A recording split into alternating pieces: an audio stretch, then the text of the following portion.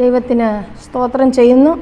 വീണ്ടും ഒരു പ്രഭാതകാലത്തിൽ കർത്താവിൻ്റെ മാറ്റമില്ലാത്ത വചനം സഭയ്ക്കുള്ള ആലോചനയിലൂടെ വിശുദ്ധ യോഹന്നാൻ അപ്പോസ്തലൻ കണ്ട ദർശനത്തിലൂടെ നൽകി തരുന്ന ആ വചനങ്ങളെ പഠിക്കുവാൻ തന്നിരിക്കുന്ന ഭാഗ്യകരമായ അവസ്ഥയ്ക്കായിട്ട് സ്തോത്രം ചെയ്യുന്നു. കർത്താവ് നമ്മളോട് എത്ര കൃപ കാണിക്കുന്നു. നമ്മളെ തന്നെ മുറ്റുമായി സമർപ്പിക്കുവാനും മാനസാന്തരത്തിൻ്റെ നല്ല അനുഭവങ്ങളിലൂടെ ജീവിക്കുവാനും ദിനം പ്രതി നമ്മളെ ഒരുക്കുന്ന പദ്ധതിയാണ് ഈ മന്നയുടെ ഈ വർഷത്തെ പാഠങ്ങളെന്ന് പറയുന്നത്, വെളിപ്പാട് പുസ്തകത്തെ ആധാരമാക്കിയുള്ളത്. ദൈവത്തിൻ്റെ സ്തോത്രം. നമുക്ക് ഇന്നത്തെ ആധാരവാക്യം വായിക്കാം. വെളിപ്പാട് പുസ്തകം 3-ാം അധ്യായം അതിൻ്റെ 21 22 വാക്യങ്ങളെ ആധാരമാക്കിയാണ് ഇന്നത്തെ മന്നയായിട്ട് നമുക്ക് നൽകി തന്നിരിക്കുന്നത്. ജയിക്കുന്നവന് ഞാൻ എന്നോടുകൂടെ എൻ്റെ സിംഹാസനത്തിൽ ഇരിക്കുവാൻ വരം നൽകും. ഞാനും ജയിച്ചു എൻ്റെ പിതാവിനോടുകൂടെ അവൻ്റെ സിംഹാസനത്തിൽ ഇരുന്നതുപോലെ തന്നെ. ആത്മാവ് സഭകളോട് പറയുന്നത് എന്തെന്ന് ചെവിയുള്ളവൻ കേൾക്കട്ടെ. ദൈവത്തിന് സ്തോത്രം. ലവോദിക്ക സഭ അതിന് കൊടുക്കുന്നതായ അനുഗ്രഹമേറിയ വാഗ്ദത്തമാണ് നമ്മളുടെ പഠന വിഷയമെന്ന് പറയുന്നത്. ലവോദിക്ക സഭ എന്ന് പറയുന്നത് 1844 മുതൽ കർത്താവിൻ്റെ വരവ് വരെ ഉള്ളതായ സഭാ കാലഘട്ടമാണ് പ്രവചനത്തിൽ. നമുക്കറിയാം ലവോദിക്ക എന്ന് പറയുന്നത് ഒരു സ്ഥലമാണ്, ഏഷ്യാ മൈനറിലുള്ള ഒരു സ്ഥലമാണ്. അവിടുത്തെ പ്രത്യേകതകളും അവിടുത്തെ ഭൂപ്രകൃതിയും എല്ലാം കൂടെ ചേർന്നാണ് ഈ സഭയ്ക്ക് ദൂത് കൊടുക്കുമ്പം നമുക്ക് മനസ്സിലാക്കുവാൻ ധാരാളം ചൂടുറവകളുള്ള ഒരു സ്ഥലമായിരുന്നു ഈ ലവോദിക്ക എന്ന് ചരിത്രം പറയുന്നുണ്ട്. അവിടുത്തെ വെള്ളം പല രോഗങ്ങൾക്കും, പ്രത്യേകിച്ച് പല രോഗങ്ങൾക്കും നല്ലതാണ്. അതുപോലെ കണ്ണിൻ്റെ ചികിത്സ ഏറ്റവും കൂടുതൽ നടന്നിരുന്നതായ ഒരു സ്ഥലമായിരുന്നു ലവോദിക്ക എന്നും ചരിത്രം പറയുന്നുണ്ട്. എന്നാൽ നാം ആത്മീയ അർത്ഥത്തിൽ ലവോദിക്ക സഭയ്ക്കുള്ള ദൂതിനെ കുറിച്ച് പഠിക്കുമ്പോൾ ലവോദിക്ക സഭയുടെ അനുഭവം എന്ന് പറയുന്നത് അവർ സ്വയം തൃപ്തിപ്പെട്ട് ജീവിക്കുന്നതായ ഒരു അനുഭവമാണ്. ഭക്തിയിൽ ഇത്രയും മതി, ഞാൻ നല്ലതാ എന്ന് സ്വയം തൃപ്തിപ്പെടുന്ന ഒരു സഭയായിരുന്നു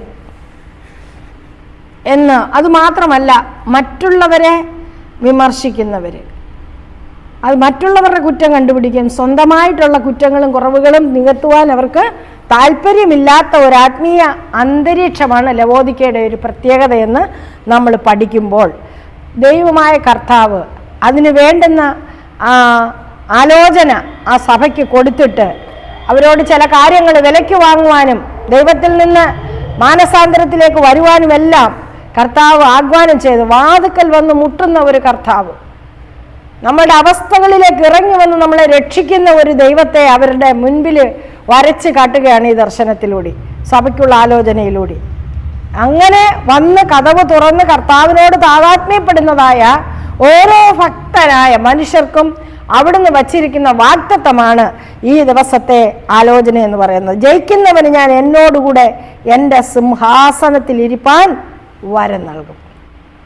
ചില കാലങ്ങൾക്ക് മുമ്പ് ഈ സിംഹാസനം പിടിച്ചെടുക്കുന്ന എല്ലാ ലോകത്തിൽ എവിടെ ആണെങ്കിലും പരസ്പരം സിംഹാസനങ്ങൾ പിടിച്ചെടുക്കുന്നതായ അനുഭവങ്ങൾ നമുക്ക് ചരിത്രത്തിൽ വായിക്കുവാൻ തക്കവണ്ണം കഴിയും.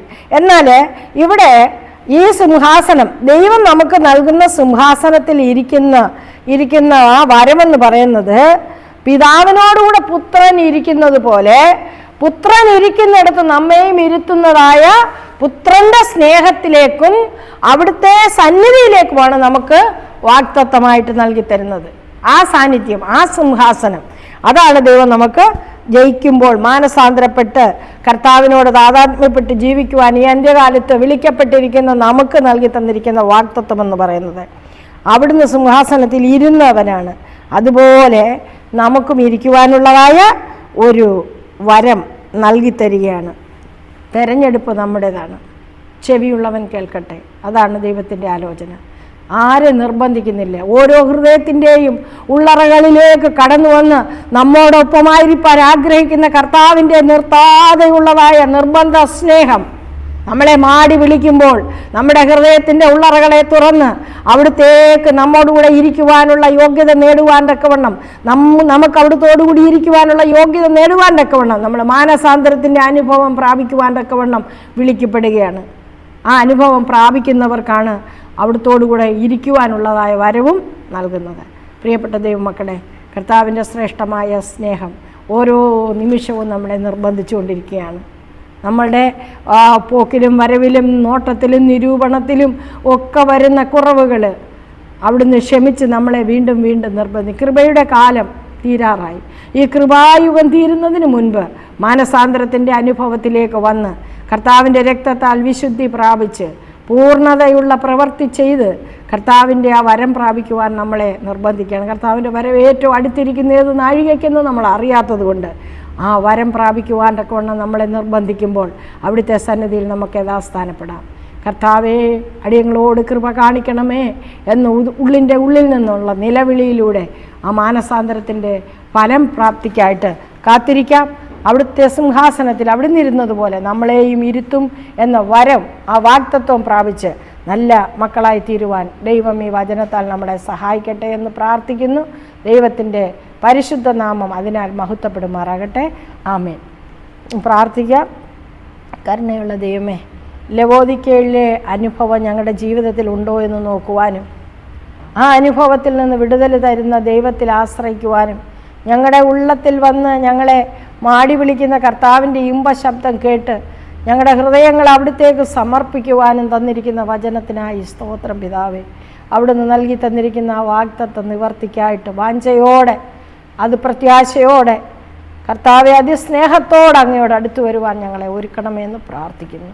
കാലങ്ങളേറെ ഇല്ലല്ലോ അപ്പച്ച, ഏത് നാഴികയ്ക്ക് അവിടുന്ന് വരുമെന്ന് ഞങ്ങൾ അറിയായിക കൊണ്ട് ഞങ്ങൾക്കുള്ളത് പിടിക്കുവാനും ഞങ്ങൾക്കുള്ളത് പ്രാപിക്കുവാനും ഞങ്ങളുടെ ഹൃദയങ്ങളെ അവിടുന്ന് സഹായിക്കണമെന്ന്, പരിശുദ്ധാത്മാവിനാൽ ഞങ്ങളെ ബലപ്പെടുത്തണമെന്ന്, ഞങ്ങൾക്ക് ആ വരം പ്രാപിക്കുവാൻ തക്കവണ്ണം നിശ്ചിന്തയോടെ കർത്താവിനെ അനുഗമിക്കുന്നവരായി തീരുവാനും അടിയങ്ങളെ സഹായിച്ചൊരുക്കണമെന്ന് ഞങ്ങൾക്കായി വേഗം വരുന്ന യേശുവിൻ്റെ നാമത്തിൽ താഴ്മയായി ചോദിക്കുന്നു. പ്രാർത്ഥന കേൾക്കണമേ നല്ല പിതാവേ. ആമേൻ. സ്തോത്രം. എല്ലാവർക്കും നല്ലൊരു പകൽക്കാലം ആശംസിക്കുന്നു. ദൈവം നമ്മളെ സഹായിക്കട്ടെ. ആമേൻ.